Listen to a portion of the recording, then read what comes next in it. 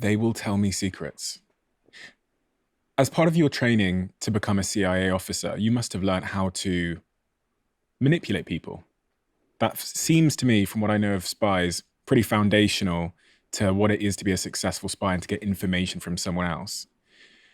In this conversation today, are we going to learn how, through your training, you were taught to get information from people and make them do what you wanted them to do? Yes. And I'll be very frank here. I try to exercise something called radical transparency. If you want to manipulate people, you will learn that from this conversation. If you want to manipulate people, I will teach you how to manipulate people. In just a simple conversation, you can learn those skills.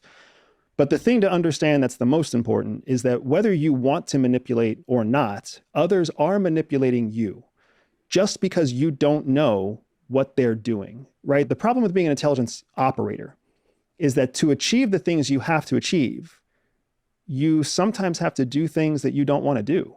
In being a business owner, what I've discovered is that many business owners struggle because they feel like they have to do things they don't want to do. They feel like they have to be sleazy. They feel like they have to be tricky. They feel like they have to mimic, shyster, bad guy business owners, right?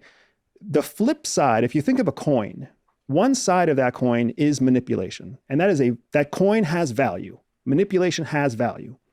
But the other side of the same coin is motivation. If you can get people to do what they want to do, then you have motivated them.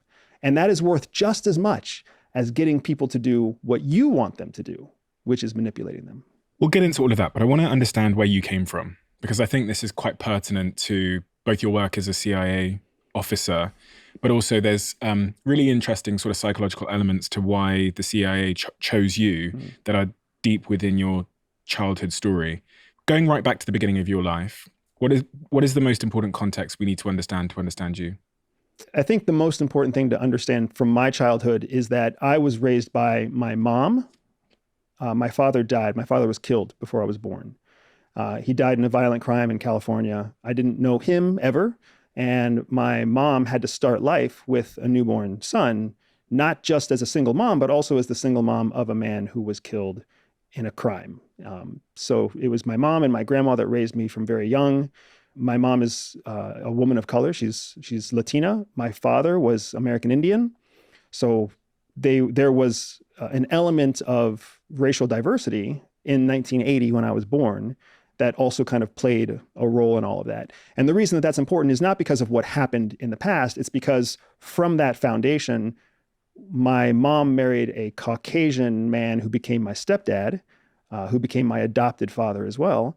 And I had to kind of learn how to come of age, or literally come of age, in a household where I didn't know my father. I had a stepdad who was Caucasian with two half sisters who were Caucasian.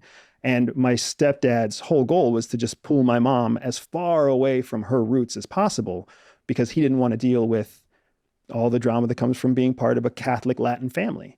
And my mom was all for that, but nevertheless, like that was the kind of soup that I came out of. What were the needs that were going unmet in your life at that point?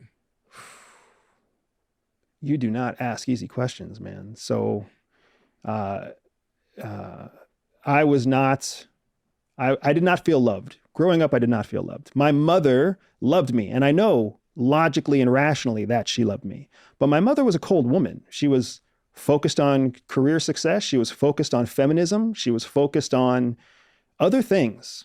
I as an adult now, my sisters and I often reflect on the fact that we think our mom was the kind of woman that didn't want to be a mom. But it was expected of her to be a mom, so therefore she became a mom. So there wasn't a lot of love. There wasn't a lot of emotional support. There was plenty of academic support. And it was always hard because the academic support came, I think, as a way of making sure that they didn't have to provide the other support. Because if you have an academically successful student who turns 18, they can get the fuck out of the house and you can have your life back. And I think that was the mission for my mom, was just academic success, academic success. Be successful so I don't have to take care of you, because I'm not really good at this whole hugging, loving thing. and I just want you gone. So I feel like that was my mom. My dad and my mom, I think, had a marriage that was based in a common set of objectives more so than shared love, and they were just kind of pursuing those objectives. And I was fortunate because from that, I was cultivated to be a hardworking academic success, and that led to a full ride scholarship, and that led to success in other parts of life. But for sure, it left behind a trail of always wondering who loves me in my family. Is love even important in a family? Does it matter, or am I being too focused on this whole love thing? As an example, I tell this story because it's totally normal to me, but a lot of other people find it surprising. There was a day where my mom pulled me aside. I was having an argument with my stepdad, and I went to my mom looking for support, and I asked her to support me. I was like, do you love me? Right? Do you love me, or do you love dad more? And she looked at me and she was like, of course I love your dad more than I love you, because you're my son. I have to love you. You were born to me. I must love you, but it's a choice to love your dad. So I have to love him more because it's a choice. And for me, I will never forget that conversation. I'll never forget the look on my mom's face. It was so simple and so academic and so clear to her. And it's never been something I could ever actually accept. And even now, as a husband and a father myself, I don't understand how that was logically sound to her. I don't know how you could ever actually prioritize who you love. All of that, as you've said, as the resulted in your academic success and your focus and all of those kinds of things. But at what cost? I mean, it makes you kind of fucked up, man. It makes you feel like, first of all, it makes you feel like your secrets are justified. It makes you feel like you must have secrets because there's nobody that you can talk to about certain things. I remember for many years, you can't take your love life to mom and dad. You can't tell them the girl that you think is cute. You can't talk to them about not getting picked to go to the prom dance or anything like that. You can't talk about that with them because they don't care. And you can't trust your sisters. You can't trust your mom. You can't trust your dad. You can't trust the people in your own house. So because you can't trust them and because you can't take certain things to them, you must keep secrets. And since you must keep secrets, you must be allowed to keep secrets. There must be secrets that are totally acceptable that they are also keeping from you. So I grew up in a world where secrets were something that was very normal. And then from that, you start to learn that if secrets are normal, then lying must also be normal and totally acceptable. So there's a level of sociopathy that develops when you feel like you're on your own.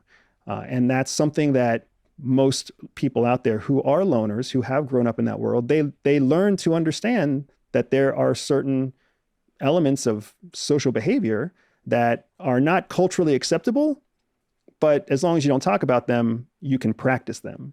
So that's a big part of what I learned personally, was that secrets, how to keep secrets, that secrets are normal, how to lie without being caught, and more importantly, that there is a very real difference between the people who are raised in a world where they trust people, they trust others, and because they trust others, they have a built-in vulnerability, a built-in deficiency compared to the people who are raised in a world where they don't trust others. Because when you're raised in a world where you don't trust, you can always learn to trust. But when you're raised in a world where you trust first, it's very difficult to train that person to know when to not trust someone else. How do you feel about that wiring that you have because of that experience? I mean, it's sad. I'm doing everything in my power to not wire my children the same way that I was wired. So I do believe that there is a faulty wiring that happened. But at the same time, it's been very valuable to me. It's been very productive and valuable in terms of what I've been able to experience, what I've been able to see and do financially, economically, relationally. I benefit and value. And this is a big challenge that I have, is as much as I sit here telling friends, and like I'm telling you, secrets, because this is what happens. We tell people secrets when they trust you. When I share with you the challenges of growing up, it's important to me that I don't sound like I'm complaining or whining, because I had a fantastic foundation for success after that. But I defined success in all the ways that I was trained to define success: financially, economically, empirically, not based on how I feel internally.